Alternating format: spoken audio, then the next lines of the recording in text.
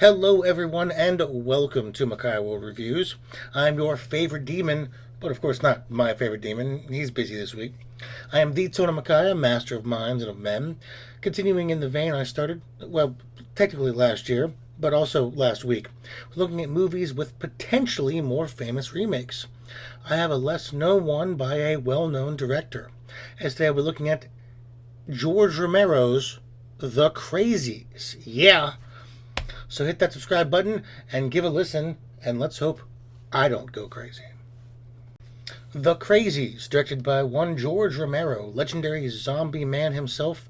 I live around the Pittsburgh area, so he's a huge deal here. Of course, known for Night of the Living Dead, The Superior, Dawn of the Dead, Day of the Dead, Creepshow, etc., etc. Helped revolutionize horror in some ways, and influenced, if not generally created, the modern zombie genre. Written by Paul McCullough, but the only thing I can find about this guy is that he worked with George on Night of the Living Dead. He's worked on a few other films as a composer, editor. I don't know what his writing qualifications are, but here we are. Starring Lane Carroll, she was in a few other movies like Hercules in New York, which was Mr. Schwarzenegger's first film, abysmal as it was. This is the last movie she worked on. Okay. W.G. McMillan, or William Macmillan. He had a long and frankly useless career, appearing in episodes of Charlie's Angels, Little House on the Prairie, Three's Company, The Greatest American Hero, Hill Street Blues, and many more, usually for one episode or a short clip. This release date was March 16th, 1973. What came out around the same time? Vault of Horror. I don't know if I've mentioned, I love horror anthologies. Whether it be TV shows like Night Gallery, The Twilight Zone, Tales from the Dark Side, etc., comics like Tales from the Crypt or any other EC property, or movies like that one. I love this movie, Vault of Horror, and it has my favorite Doctor in it, the Fourth Doctor, Tom Baker. And Five Fingers of Death, also known as King Boxer. It's a fun, very fun, high-action, slightly stupid kung fu movie. It's a Shaw Brothers production. They produce tons and tons of kung fu movies and stars Lo Lee, who was in also lots of great kung fu movies. If you're a fan of the genre, please check this one out. So I'll start with the prologue, as you're wont to do. Then I'll talk about the two stories that make up, well, The Crazies. We begin with Evans City, PA, which is less than an hour away from me, and just as empty as the movie shows. It's just farmland and bullshit like most of PA. Speaking of farmland, we are in a farmhouse. We see a little girl being taunted by her brother, who is trying to scare her.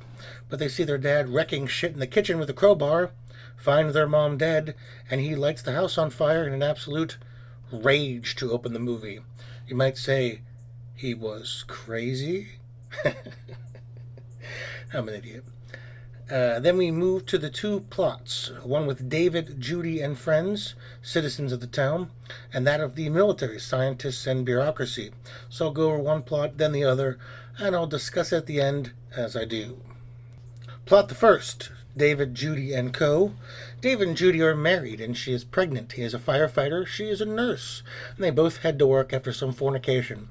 David goes to the burning farmhouse in the prologue where the cops are awful sour. Judy goes to her work, finding the kids from said farmhouse and an arrival of military personnel in hazard suits and gas masks, all getting shots of antibiotics and sitting under UV lights. Clearly there is some kind of virus infecting the town as the military begins closing off the perimeter. Judy's boss, the doctor, helps Judy escape with some extra antibiotics for David since she's preggers. David and his fireman buddy, Clanker, decide they don't like what's happening around town as people are being rounded up by the military, as they have instituted martial law. So the buddies go off and grab Judy, but the lot of them are captured and put in a van with a dad, daughter, and some other people, including a guy who is going, well, crazy, seemingly. But there is a citywide shootout going on between the soldiers and the people, and our heroes, along with the dad and daughter, escape to an abandoned country club. Of course, the daughter is clearly infected, and they do nothing about it. Classic Romero. The team decides to leave the country club for unexplained reasons, with sick girl and dad in tow. They want to get out of town, so they head out during the day, of course, and are spotted almost instantly by choppers after watching a shootout between soldiers and farmers mums. David, in particular, managed to take down the helicopter with a well-placed shot, and they take over a building with soldiers in it, who Clank mows down with his itchy Tringer figure. Obviously, he's sick as well, since that's how it's going. Everyone but David and Judy are losing it, with the dad and daughter having an uncomfortable, not sex scene, but some heavy petting of sorts. Clank beats the dad up for this, thankfully. The dad hangs himself, the team leave. The girl is killed by the soldiers. David tries to get him and Judy away from Clank and the soldiers. This causes Clank and David to come to blows. Clank realizes he is infected and stays behind, take out as many soldiers as he can to help David and Judy escape. Clank dies a heroic death trying to help his friends. In the finale, for our seeming heroes, David and Judy hold up in a building, but of course they are swamped. After an extended fight, Judy is killed, not by a soldier, but by a crazy, and David is taken captive by the military. And I'll talk about his ultimate fate at the end of Story 2. Plot the second, the Trixie outbreak. Trixie is the name of the virus. I'm going to briefly go over a few things about this plot that I will cover in more depth later if it's important. We get lots of scenes of soldiers infringing upon civil liberties, fighting with the townsfolk, infected or not, raiding, pillaging, shootouts. There's lots of your typical Romero, heavy-handed anti-government stuff that I generally agree with, for the record. But then we get talking bureaucratic heads of essentially nameless politicians who want to nuke the town, do this, do that, just reiterating the anti-government stance, but without any iota of action. There's a scene of a guy peeling and eating an orange, for God's sake, and there are many, many more of these things that need to be not in the film. They just drag. So a plane crashed, leaking Trixie, a bioweapon, into the water of this small town. So the idea is to contain and understand what's going on. It's being led by one man who doesn't really want to do this job, and that's a Colonel Peckham. He's a no-nonsense fellow who tries his best to get the townsfolk rounded up at the high school, keep patrols going, including car and helicopters circling the town perimeter, and trying to really understand if this virus had already broken out of the small town. Not long after, a member of the Trixie science team, one Dr. Watts, shows up. He's a surly and unhappy man, especially since he has to be at this town instead of a real medical facility. These two characters are mostly stationary, but the events revolve around their actions. Though in the end, Watts is killed in a stupid, odd accident after seemingly finding some manner of cure, and Peckham is sent to another virus outbreak, leaving the town to default, essentially. Though at the end, he sees David, and the doctors refuse to test David for a natural immunity, something that was spoken about during the film briefly once or twice. And, well, that's the Crazies. Well, brothers, let's talk about the Crazies. Let's start with the directing.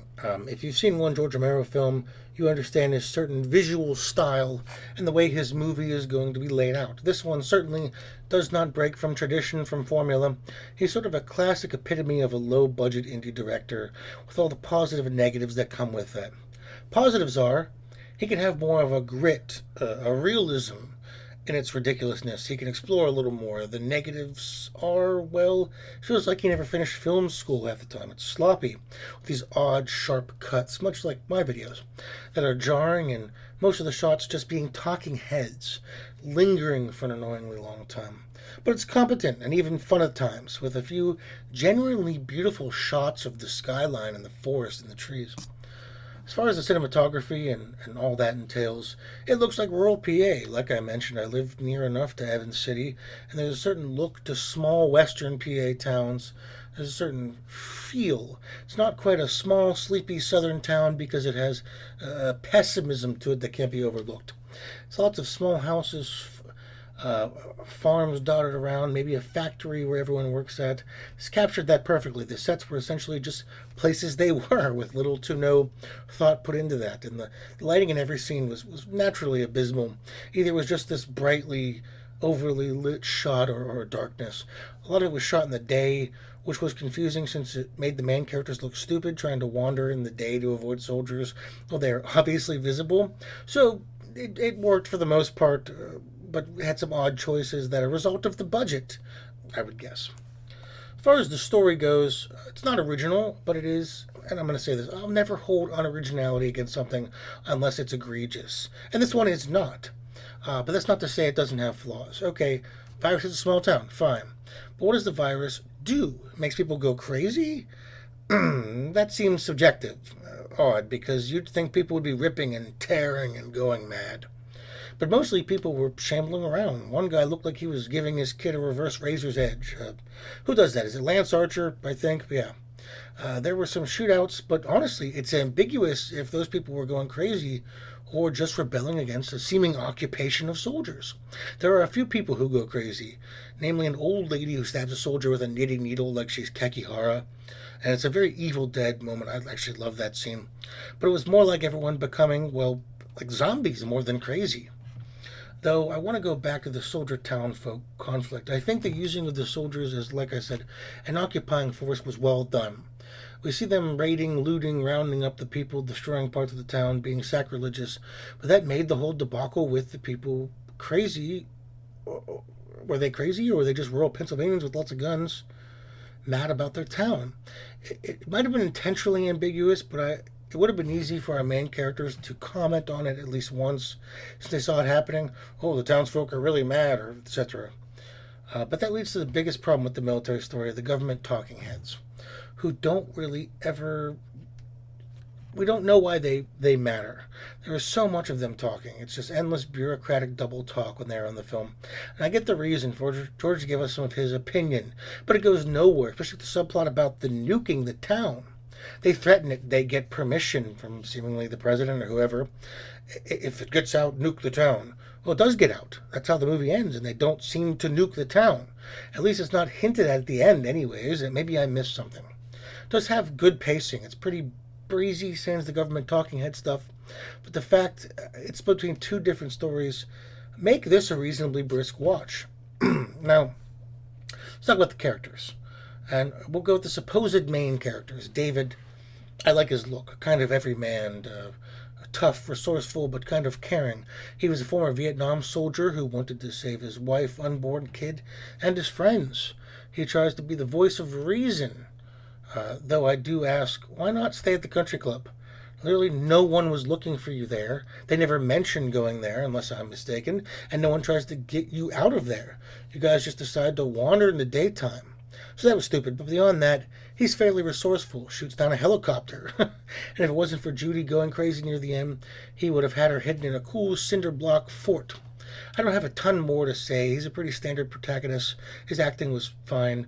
I would have liked the natural immunity thing to be explored a little more, and his ending with them not wanting to test him and David sharing this look with Peckham was a solid ending for this character. Judy, boy, she starts pretty headstrong. She's her own woman. She wants to help. She wants to save people, etc. But then she runs through a third wheel, a damsel in distress. Pretty disappointing for her arc. She started strong, fell off about 20 minutes in, and never did shit all for the remainder of the film. Moving to the Clanker. Clanker I like despite his name, though I do like saying Clanker. He's an ugly, hard-drinking, hard-fighting son of a bitch. It's clear from the offset he's going to get infected since he's hot-tempered and just keeps pushing things, though he does show a great moral compass, wanting to keep his friends safe and beating up the dad guy that they have around for whatever he was doing to his daughter. He doesn't get a lot to time to shine, but when he does, he tries to make it work. His acting is pretty bad, frankly, but his death scene is the best scene in the movie.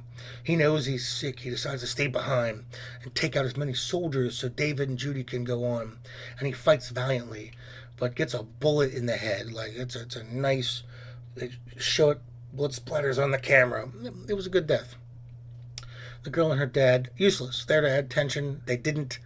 The girl did kind of look like Bjork, and the scene with them doing whatever, I didn't love it. I went over the soldiers and talking head bureaucrats. They're mostly useless. They're for fodder. There were no interesting characters in the town. The sheriff was so cliche it almost hurt. But the most dynamic characters were easily Dr. Watts and Colonel Peckham. Going to Peckham, outside of Watts, the best acting in the movie. A headstrong military man who was genuinely and deeply concerned about the town, the virus, and frankly, second guesses why he is there and why he's needed. Said he's just there because he was close and available, but he does a competent job. He tries to contain the virus. He just doesn't understand the nature of it, due to, once again, the bureaucracy problem. He has an air of authority and a great voice. I liked hearing him talk and debate. And the ending where he is told to leave to go to another infected town and just, you see the light fade from his eyes, was well done. Moving to Dr. Watts, the best actor in the movie, the best voice. He was a Romero staple for a few films. He did fuck all beside that, but he was like a masculine Harvey Firestein, and I don't mean that in a negative way. Harvey's great. They just kind of look alike and have a similar movement to their bodies. He's a scientist that worked on Trixie. He is brought to town despite them having no resources for him to work on a cure. He finds a cure. Then we get one of the stupidest fucking scenes in the movie. He's working on a cure at the high school where all the crazies are, and for some reason, which makes no sense, I mean, don't have him there. Why would they have him there? Okay, whatever. Then he goes out of his lab, and the soldiers think he's one of the crazies? Why? They don't know who he is? He came out of the lab area. He's a scientist. He's an important military personnel. Then he's killed from falling down some stairs. Really unforgivably stupid shit here. This one scene brought the film down for me by a significant margin. It's unforgivably bad writing. I accept a lot of the other dumb shit as troops or whatever, but my God. Going to the soundtrack is probably one of the funnier points of the film. It ranges from totally quiet, like no sound, like No Country for Old Men, to like a light jazz, to a rendition of the Fall Guy opening song. It was alright. It was more humorous than anything, and it didn't really add that much to the film. There's usually more to say about music, but with this, it kind of felt like there was an effort, but it was almost an afterthought and came off as entertaining, but mostly useless to the nature of the film. Comparing this to the remake, I almost think it's unfair to compare the two. They are a product of their times. This one felt like a reasonably independent film from 1973. The remake felt like a paint-by-numbers horror film from 2010. The remake does fix some of the issues I had with this one, with the people actually going, well, crazy. On a more consistent basis, though, I felt the remake had far less of a political context, thus defeating some of the point of the movie. It was entertaining enough, though. If I had to pick one, honestly, I'd pick the original. I just think it's kind of got a cheese to it that I like. It's gritty and silly and stupid in ways that I appreciate watching with friends, you know. Well, the remake just kind of felt like any horror film that came out around the time. Overall, this was a fun enough movie. It wasn't quite as silly or as stupid as it could have been, and frankly, if you're watching this with buddies with a drink, those slow moments with the talking heads will breeze by, and you can enjoy a reasonably low-stakes zombie-like movie. It's hardly George's best, that was Dawn of the Dead, but it's hardly really a bad movie at all. I'd say give this one a shot with some pals, that is. It doesn't make for the most exciting viewing by yourself. Well, that was The Crazies. Did it make you crazy? Oh, a little bit. I'll have to hit that subscribe button anyways. What is your favorite Romero film? Should I do his zombie movies? Let me know down below. Also, don't forget to check out the young lady who did my opening music. Her SoundCloud is down below, Lydia. Follow me on Instagram under DemonPeaks for niche Twin Peaks memes. You can give me $1 on Patreon. I'll give you a little back, frankly, except for more of these crappy videos. And don't forget to come back, as next week, obviously continue my look at movies with possibly more popular remakes with 310 to Yuma. And don't forget, I'm the only demon who loves you. All the demons are lying. This has been the Makai-World. Thank you, and goodbye.